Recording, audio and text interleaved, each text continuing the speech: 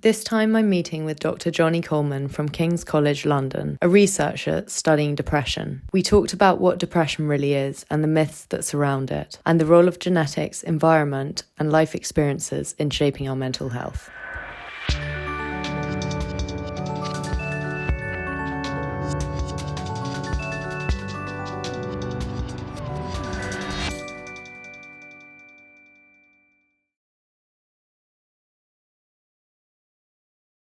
Hi Joni, lovely to be with you today. So should we start off by defining what depression actually is? Yes, I mean that's actually quite a challenging thing to do because there's many different symptoms that go into comprising something that is depression. One of the major diagnostic classifications we use, the sort of textbook that a doctor would use to diagnose depression, is called the Diagnostic and Statistical Manual of Mental Disorders. It lists 9 separate symptoms, of which 2 are the cardinal symptoms of feeling very sad or having a loss of enjoyment in previously enjoyed activities. And then there are a further 7 symptoms, some of which are multi-directional. So there's things like weight change, sleep change, movement change.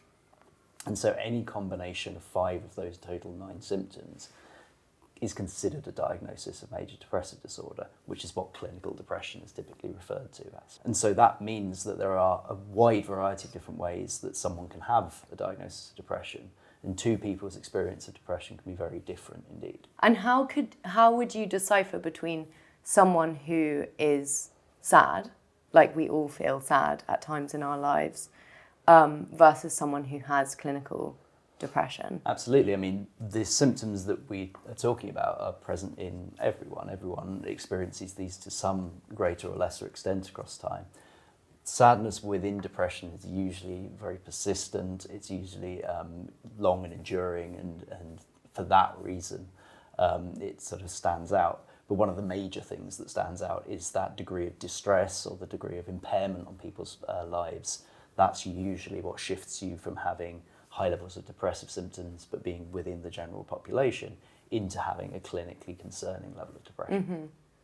And when it comes to what depression is and what it is not, are there some common misconceptions that you come across or that exist in the public eye? I think there's that kind of, we've done a lot of work in the past about pictures that go in newspaper articles about depression, and that sort of idea of the head ringing and people sort of slumped in a corner, and that's not necessarily how people with depression present. People might feel like that in their own private lives and individually, but often people with depression will be presenting a very happy face to the world. It's not necessarily something that they do frankly. It's something that's subtle. It's not something that's this great overt sort of sadness all the time. And I imagine that a large part of the challenge is that it is in many ways a hidden illness. So you don't necessarily know what's going on in anyone's life or in someone with depression's life, and it's hard to decipher between mood and actual depression. So when it comes to symptoms, what are kind of typical symptoms that you see in your research? One of the majorly concerning symptoms in depression is obviously thoughts of death and the relationships around that to suicidality. But there's also more pervasive things like feelings of self-worthlessness, guilt, and all those internalized feelings of minimization and maximization, which are taking positive things and saying, oh, this positive thing happened, but that wasn't really because of me. That was something that just happened and I happened to be there. I didn't do anything to deserve that. And maximization being if something negative happens to you, that it becomes all-consuming and it's the main thing that it was entirely due to you that bad thing happened and there was no other reasons. So these kind of pervasive self-doubt and self-destroying types of symptom are quite found across the different depressive symptoms. Mm-hmm. And is there any kind of timeline that you would give to when those sort of symptoms become symptoms of depression as opposed to symptoms of other things happening in someone's life? Yeah, indeed. I mean, we talk about sort of persistence of symptoms, and the textbook that clinicians typically use will usually expect these symptoms to exist for at least 2 weeks, often talking sort of months. And most depressive episodes will last for several months. You also have people who experience these kind of symptoms, but just pervasively experience them for years and years and years. And we usually treat that as a slightly different depressive disorder. That's usually referred to as persistent depressive disorder or dysthymia. They have very similar features and very similar behaviours. So it's not a sort of brief thing. It's not sort of today I just don't want to see anyone. I don't want to get out of bed, and then the next day you're absolutely fine. It's something that's going on for days and weeks and months. Yeah, and the way that would sort of come to life is, or come to light rather, is the way in which that would impact someone's life. Lost working days or relationships, presumably, Yes, or exactly apathy. So. Yeah, exactly. We estimate there's somewhere between about 4 to 5% of people who are currently experiencing depression or who are just coming out of a depressive episode. Globally, that's 400 million. So that's a fairly large number of people in the world. And as you say, Who experience depression. Who experience depression. In terms of who's going to see a doctor, there's various reasons why people might not go and see a doctor. Perhaps they are to some extent managing it, and therefore don't feel the need or don't have the time to manage it. Again, I mean, depression... Or perhaps it's also not recognised as a legitimate issue. Indeed, not recognised by others, but also not recognised by the person themselves, because sometimes one of the major symptoms of depression is low self-worth or low self-esteem. That may then mean that they don't feel like their symptoms are important enough to go and see a doctor. So there are these gaps between people experiencing these symptoms and actually receiving treatment for them. And is the sort of global rate of depression something that is quite kind of consistent, or is it something that's increasing? It's a disorder that is sort of gradually increasing in prevalence. In part, that may be because people are more aware of it and people are more willing to sort of openly talk about this, and in fact, people are therefore more willing to notice it in others and encourage them to seek help and so on. In terms of sort of global balance across the world, there is variation between different countries, and partly that's a cultural thing. So, for example, we've done quite a lot of research in China. In China, depression is reserved as a sort of the word that we would recognise as being depression in China is reserved for a very severe form of the illness, where you'd be going into a hospital, you probably are presenting with psychosis or potentially even catatonia, where you're not able to sort of physically move. And what we would think of as the more pervasive depression, the sort of thing that we see more commonly in the UK, the sort of depression where you're maybe under the care of a GP or you're under the care of a hospital as an outpatient. The word for that is closer to what we call neurasthenia, which isn't really a term we use particularly in the West, but in China that's what they would consider it. And so you have these sort of cultural differences in how people think about these things, how people talk about them, cultural differences in stigma as well. That affect rates, but overall it largely seems that it's something that happens across the world and at roughly the same sorts of levels. So if you were to categorise the different kinds of depression, how many forms of depression, if you will, are there, and what are those forms of depression? We usually will talk about maybe 2 or 3 different diagnostic classifications of depression. So you have major depressive disorder, which is the main one that people typically think of as being clinical depression. You then have pervasive depressive disorder, which is, as I said, this one that exists across long spans of time and maybe doesn't have the same level of symptoms, the same level of severity as major depressive disorder. But then you also have related conditions like bipolar disorder, for example, which features depression but also has episodes of mania, of very high agitation, and doing activities that may be high risk or may not be activities you would usually choose to do in a normal state of mind. And then we also have forms of depression that are more reactive to the environment, and perhaps the best known of those is postnatal depression, where in the immediate aftermath of having a child, a woman has symptoms of depression. And that's one of a suite of postnatal mental illnesses that we see as well. Is that purely a biological phenomenon? That's a very good question, and not one I think we fully understand. Okay. There certainly are biological components to it, and we know that hormones play a role in depression, and obviously we know that hormones are very affected by pregnancy and in the immediate aftermath of pregnancy. So it seems quite likely that hormones are playing an important role in postnatal depression. But it's also a huge environmental change to your life. You know, you've suddenly got this child that you're caring for. You're probably not sleeping very much, if at all. It's very huge levels of stress, and potentially a huge level of stress in the event of giving birth as well. So much like many other parts of depression, there are a lot of different component parts going on, and it's unlikely that it's only just one thing that's happening.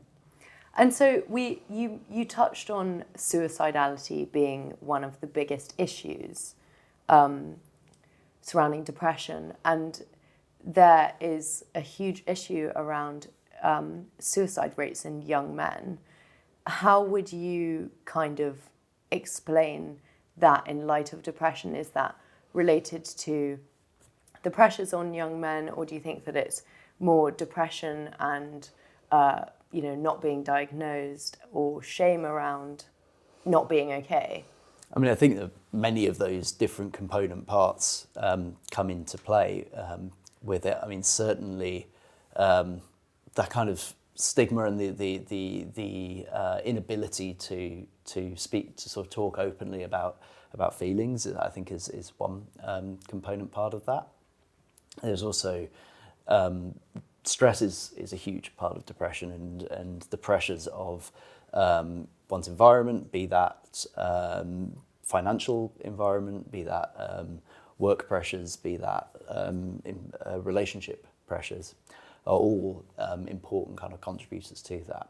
There is also probably some biological component. There are changes in the genome that are associated with suicidality, as in the same way as there are changes in the genome that are associated with depression. And so our best understanding is that all of these traits, so depression, suicidality, they're all a composite of multiple different factors going on, with no individual factor being the key thing that is pushing someone over a sort of threshold into depression, but instead a kind of combination of all of those different factors contributing. Does the brain of someone who's experiencing suicidality look different to the brain of someone who is experiencing depression? It's a difficult one for us to really understand, because one of the challenges when you're looking at someone's brain is that there may be changes that existed before the feelings that they've had. There may be changes that have existed as a result of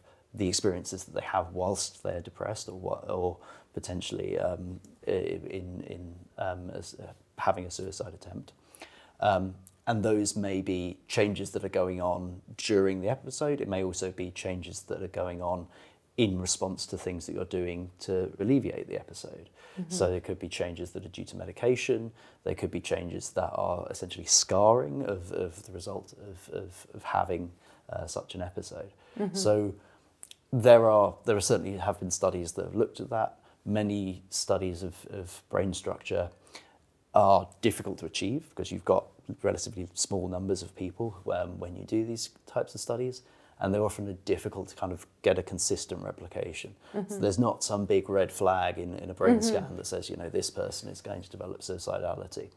But What changes. is the scarring that you refer to? So, for example, we know that people with depression tend to have a slight reduction in grey matter in their frontal cortex, so this frontal part of the brain here. But we don't know whether that's something that exists early on before they get depression, or exists sort of early in when they get depression. So most people develop depression in their early adulthood. So we don't know if that's something that's in place in early adulthood, or we don't know if a life with depression, which is a life of a lot of comorbid illness, It's a life probably of some form of treatment or other. It's a life that is likely experienced with a large amount of body-wide inflammation, whether those kind of processes are contributing to increasing the kind of rate of grey matter loss in people's brains, and that might be a consequence of depression rather than a cause. And of course, it's not an either or, it could be both. Why is it that there is such a high rate in men compared to women? Are there differentials between men and women when it comes to depression?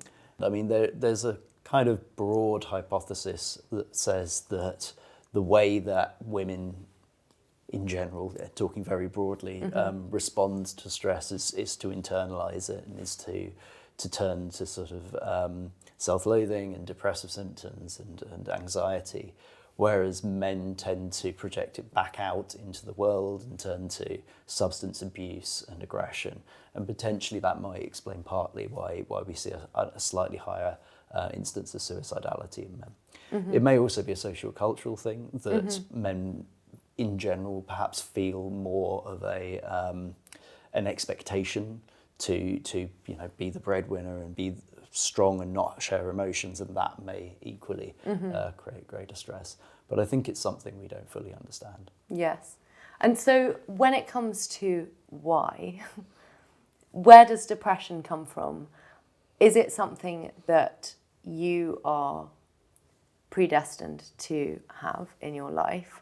In other words, you're born with it? Or is it something that you develop over time and as a result of the things that happen to you? That's a great question. I think it's probably the key question in depression research and just generally in psychiatric research. And I think the clearest way to say it is that there is no single thing. There's no genetic predetermination. There's no environmental predetermination. It's a composite of multiple different things that are going on within someone. So no one is born, well, as far as we understand it, no one is born to be depressed, and no one is. That's quite a common misconception, Indeed, I would say. Yes, I think so. And that's actually a concern that people have when they come to want to have a family, is that they may say, well, I have depression or bipolar disorder or whatever illness, and I'm concerned that that will be something that I'll pass on to my children. And that's something that there's a great movement towards developing genetic counselling for psychiatric illnesses and being able to say to people, actually, it's not. Yes, you might have a higher risk for these disorders, but it's not the case that your children are definitely going to get this illness. It's not the case that there's nothing that you can do to prevent them from getting this illness either. You know, there are lifestyle things that are preventative for depression, and those are things that that people can use. And it's not the case, as we've said, that you are born with some gene that is going to cause You're absolutely going to have it. Yeah. So when it comes to people who are more susceptible or have a higher chance of becoming depressed in their lifetime, what are those variables that you've come across in your research? So there are a great number of variables. There was a paper a few years ago that described 37 different factors that each of them had a sort of good evidence that they increase the risk of depression. But again, no one of them is a single effect that causes the illness. What would the sort of biggest hitters out of those variables be? So the really big hitters are a lack of social support. In general, and that again is something that may be both a cause and also a consequence of depression. Childhood adversity, so being mistreated in childhood, is a really major risk factor for not just depression but a lot of mental illness and a lot of later life illness. Genetics is a reasonable part. I mean, from our best estimate, genetics accounts for about 30 to 40% of the variance between people. So if we took a set of people at random, if we just knew the genetic differences between them, that would give us, say, about 30% of the way there. So not hugely substantial. For something like height, it would be 80%, or for something like weight, it's about 60%. So not the whole deal, but a sizable chunk is coming from genetics. But there are a lot of other factors like socioeconomic stress and, as I said, childhood maltreatment, social connection, loneliness, that are important contributing factors in depression as well. There are people who have depression who haven't necessarily had a great deal of adversity in childhood, but have depression. And then there are people who have awful childhoods or experiences in their life who don't end up with depression. How does that work with regards to the biology of those who are more susceptible or vulnerable to depression? Well, I mean, it's a really interesting question. It's, again, one I don't think we have a full understanding or explanation of. I mean, the role of something like childhood maltreatment, childhood adversity on depression could occur in a variety of different ways. So there could be a direct biological effect. It could, for example, alter the way that your body responds to stress. It could increase the chance, or it could increase your body's reaction to stressful environments, so that it might increase the inflammation in your body. But it also will change the way that you interact with other people. It changes the social and communicative way that you interact. So, for example, if you've been mistreated as a child, you may be much slower to form connections with other people, and that may then degrade the sort of social network you have, which again is then a risk factor for further depression. We know there are some people who are very resilient, and resilience is a really major protective factor for depression, that there are people who can endure quite severe environmental stress and just bounce back from it and not really have any difficulties at all. And we don't fully understand how that works either. We don't understand if that's again, it's not just going to be an innate thing. It's going to be partly innate, partly experiences, partly genetics, partly environments. So for the person who may feel a sense of guilt or weakness for the fact that they have the illness, how do we speak to them about this? Because it's not a weakness, but yet a word like resilience could be a sort of virtue, but it's not a decision. I'm really glad that you used the word illness, because it's an illness. It's an illness like anything else. People wouldn't feel guilty for having type 1 diabetes, and so they shouldn't feel guilty for having depression. And it is partly about that recognition, but it's also difficult to self-recognize those sorts of things in yourself. So that's partly why social support is so important. And I think initiatives that provide that support, that encourage people to get out, to sort of come out from themselves, are such an important part of helping people seek treatment and helping prevent depression as well. I suppose it's such a catch-22, because the illness of depression would keep you alone and kind of make it much harder to do the things that may be helpful. I think recognising that that isn't a decision and in fact part of the illness is a really, really important thing. I imagine probably quite a common misconception. Again, it kind of goes back to that maximisation thing of people take the fact that they don't feel able to do something as further evidence that they're not deserving of getting better. And that's a really important kind of cognition to break. I mean, one of the major ways that we treat depression, cognitive behavioural therapy, is based around this idea of identifying these kind of negative thought patterns and trying to replace them with neutral or positive thought patterns that say, you know, I didn't get out of bed today, but you know what, I did call my mum, and that was the first time I'd done that for a week, and tomorrow I can try and get out of bed. And it's taking those sort of step by step and getting out of it that way. And it's not easy, and it's about kind of self-forgiveness as well. What role would you say loneliness plays as a factor in depression? And on the flip side, what role would you say community and connection plays as a factor in preventing or taking people out of depression? I think loneliness is a really important component of depression. I think it's, as I've said, I think it's both a cause and a consequence of the illness.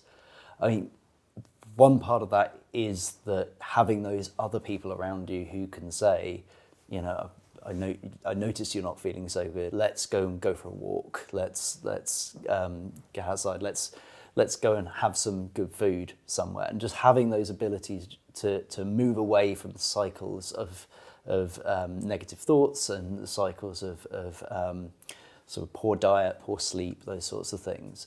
Having someone in there who can break those cycles, I think, is an important component of prevention and and equally an important way in which depression can kind of create this spiral as well.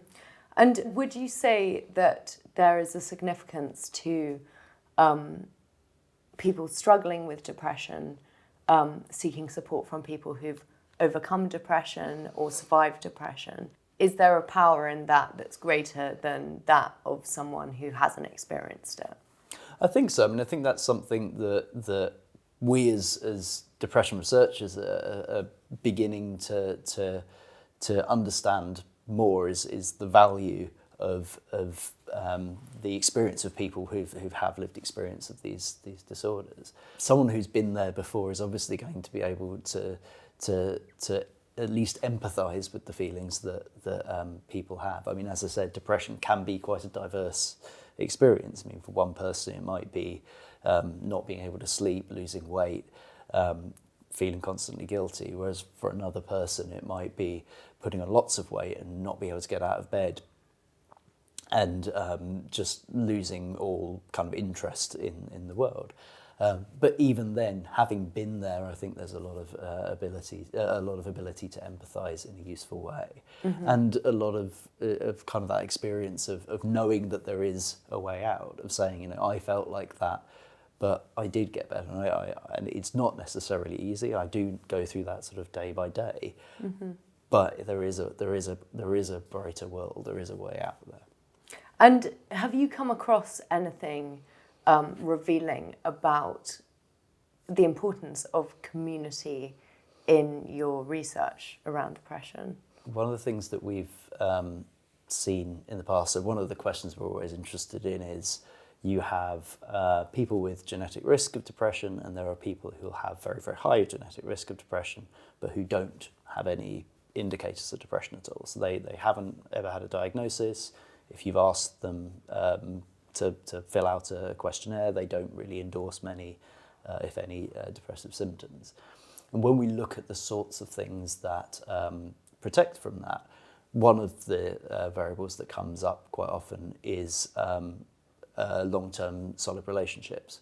So marriage or just being in a stable relationship is often a protective factor when we look at the people with very high risk for depression. And so that does seem to be a thing that having some sort of long-term stable community is a really important protective factor. Yeah, and having the support to have people to sort of carry you along the way when it may not feel possible. Are there links around kind of lifestyle? Obviously, it's quite a sort of difficult one because part of the nature of depression is a sort of decline in capability to maintain a healthy lifestyle. Is there a higher prevalence of depression in people who don't have a healthy lifestyle, and that would be diet, exercise, sleep hygiene, environment, community, all of these things? Did those factors play a significant role in preventing it, as well as ensuring that the depression doesn't kind of take over? Diet, sleep, exercise, all three of these are quite well understood risk factors for depression, and equally on the other side, protective factors as well for protecting against the development of depression. And as you say, partly that's again a cause-consequence thing of people losing motivation and therefore not necessarily being able to have the motivation to have a healthier diet, not being able to go out and exercise. I was involved in some research a few years ago with a colleague in the United States who was using genetics as a way of predicting how likely people were to exercise. And what they showed was that having a higher higher proclivity to exercising, being more likely to go out and do intense exercise, was protective of depression. Or was associated with less risk of depression. But it's a very challenging thing to look at because all of these things are difficult to measure in a useful way. So yeah, because there's the full picture of health is not so binary. Exactly. So, I mean, sleep particularly is a very challenging one because there's all kinds of different reasons why one might sleep poorly, and simply measuring kind of the length of time someone sleeps isn't necessarily the measure that you want. And there's just natural variation in it as well. But all three of those things are generally thought of as being protective. Mm-hmm. What's interesting is actual sort of large-scale programs around healthier eating and around exercise. There's relatively little in the literature about using that as a preventative measure. Partly, I think, because it's quite difficult to sort of design a way of doing it that would be sort of uniformly applied across lots of people. But it is quite empowering, actually, for the person who, experiences depression throughout their life to know that those are actually tools that they have within themselves. Yes, exactly. There are things that, equally, it's also something that in the midst of depression, as we say, might not feel possible. But it is something that there does seem to be some indication that it does help. And that it's not just that, people who aren't depressed are more able to exercise, therefore exercise is associated with a lower risk of depression. It does seem that doing intense exercise for at least a brief period of the day is somewhat protective of depressive. Do you acknowledge mindfulness and things like meditation as something that can be a useful tool when it comes to depression? I think that's something that's come in the sort of most recent wave of psychological therapies. Mindfulness is very much kind of one of the core sort of third generation cognitive behavioural therapies, if to use the technical term. So I think that kind of understanding, and again, there are parallels to sort of traditional cognitive behavioural therapy as well, in terms of changing thought patterns and identifying negative thoughts and sort of moving away from them in mindfulness, be able to sort of recognise that negative way of thinking and say, I'm going to move away from that and focus back onto or away from thought. Or away from thought, yes, exactly. I was focused onto, and I was like, whatever the lack of focus that one has in mindfulness. But yeah, I mean, mindfulness is increasingly something that we're becoming interested in. So we were involved in putting a questionnaire into the UK Biobank, which is a large-scale study of older adults and sort of later life health in the UK. One of the things that we put in there was, have you sought help for depression or anxiety, and is that drug therapies? Was that traditional psychotherapies like cognitive behavioural therapy? But we also asked, have you sought sort of other forms of self-help or self-relaxation, so yoga, mindfulness, art therapies and things like that. And we found there was a fairly high endorsement of those sorts of things as well as traditional therapies among people who'd had experience of depression. What does fairly high look like? Is that a percentage? Ooh, if I had to put a percentage on it, it would have probably been something like about 20%, I think, of people had endorsed one of those alternatives. And we, unfortunately, we didn't split mindfulness out, because that's a shame, because mindfulness has become a bit more sort of core psychotherapy now, whereas I think things like yoga are still a kind of a self-help supportive activity rather than necessarily something that would be prescribed. Yeah. And so when it comes to young people, I guess Gen Z, a lot of young people have grown up with social media, with smartphones. Do you see any significance in the way that the world has kind of shifted towards technology and there being an increase in mental health issues? As you say, the level of exposure that people have to each other now is enormous, and that can be a positive. I mean, that can create a huge communities, opportunity, yeah. But it can also be a great negative, especially when we don't necessarily portray our true selves in social media, we're often sort of portraying some sort of idealized version of ourselves. And if that's the view of other people that you're constantly seeing, then that can obviously be a little self-destructive as well, that you're looking at people and saying, well, you know, that person's doing wonderfully and I'm not. I think particularly that's something we've found in some of my other research in eating disorders, toxic sort of feedback loops of kind of reinforcement of negative behaviours. So I think social media is a huge challenge. It's not something that's ever going to go away. It's the genie's out of the bottle. We need to learn to live in that world. But it does just kind of introduce a whole level of stress and social stresses, I suppose, that I don't think existed, 30 years ago. Well, it's interesting because you can be, on the one hand, so connected, and it can be this opportunity to learn about other people and, connect with online communities, while at the same time you're actually probably doing that by yourself. Yeah, exactly. Which is quite a paradox. So when it comes to actually managing depression or solutions for depression, what would you say the sort of best things are that you've come across? I mean, I think there are a variety of different approaches, and I mean the UK NICE, the body that regulates medical care in the UK, recommends this sort of stepped care approach to depression. And that first step is self-help. It's changes to lifestyle, better eating, increasing in exercise. And I think those things, together with community groups, together with communities that are sort of going out and trying to support people with depression, I think those are hugely beneficial kind of population level ways of intervening. For some people that won't be enough. Some people will have more severe depression.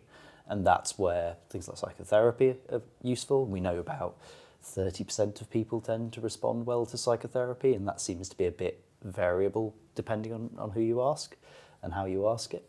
But then there is also an increasing number of antidepressant drugs available. And again, strangely enough, about 30% of people seem to respond to the first antidepressant drug. About another 30% will then respond to a second antidepressant drug. So they are quite effective. There is usually a certain degree of trial and error, unfortunately, at the moment in identifying the right drug and the right prescription that isn't going to cause unbearable levels of side effects. But they can be a really effective way of resolving depression for people. And then there are other options going kind of even further into sort of severe treatment-resistant depression. Things like electroconvulsive therapy, which, whilst controversial, I think people still have a picture in their mind of kind of one flew under the cuckoo's nest. It's not really that anymore, but it is still it can have quite severe side effects, electroconvulsive therapy, but it can also be really effective in treating people who otherwise treatments just don't work well for them. And so obviously one of the challenging aspects to depression is feeling like things are never going to change. And will they change? I think there are reasons to think that they'll change. I think some of what we've talked about in terms of a change in stigma, a change in the way that we as a society perceive depression, I think those are tentatively positive, that we're starting to talk about depression a lot more, and I think that openness is an opportunity to allow people to talk and to allow communities to form around kind of intervening. And but also for the individual, the feeling, the most acute worst day won't stay like that forever. Absolutely, yes. I think that's a very kind of important message, that even among people who never receive or seek any treatment at all, depression's a fluctuating illness. Episodes do end. Like most people's episodes will end after a few months. That's a long time, but it does end and it does get better. And I think that's an important message as well. Really important. And do you think that after having experienced an episode of depression, that there's a chance that you could have a greater enjoyment of your life than you possibly had before, and a greater resilience even. I think that's a possibility. I mean, I'm always a bit hesitant about the kind of idea of the benefits of trauma, as it were. But I think I know that for many people, one of the concerns they have about antidepressant therapy, for example, is that depression's part of who they are. It's a part of their personality as they perceive it, and I think that's always been one of the things for me as a scientist, as someone who's interested in depression, is not necessarily about curing depression, but about relieving the distress and relieving the impairment and allowing people to have a better quality of life with depression rather than necessarily trying to change who they are to do that. So yeah, I have some sympathy to the idea that the experiences of depression are part of people's lives. But, you know, it's still an unpleasant and distressing thing to experience. And what opportunities are there out there for people who have overcome depression or, you know, are going through depression? Are there opportunities? I mean, one benefit that we've had from in scientific research, as I said, is engaging with people with lived experience. I teach a module on developmental psychopathology, by which we mean kind of the way that mental illness emerges across the lifespan, and mental health indeed emerges across the lifespan. And the sessions that always get the best feedback are when people with lived experience come in. They talk about their experiences. They talk about they've what they found was helpful and how they experienced these illnesses. And so those things I think are really important, that kind of educational aspect.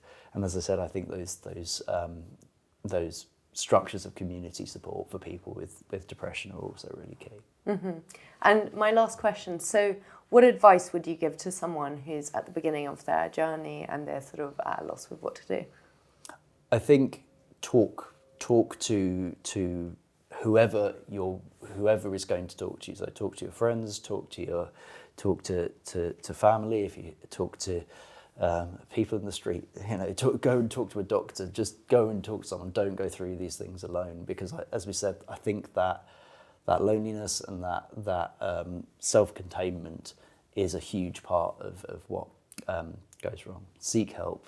Talk to therapists. Talk to doctors, because there really are good ways of supporting people. It can be a journey, but it can be a journey that will be successful. Joni, thank you so much. Such an informative and interesting conversation. I really appreciate it.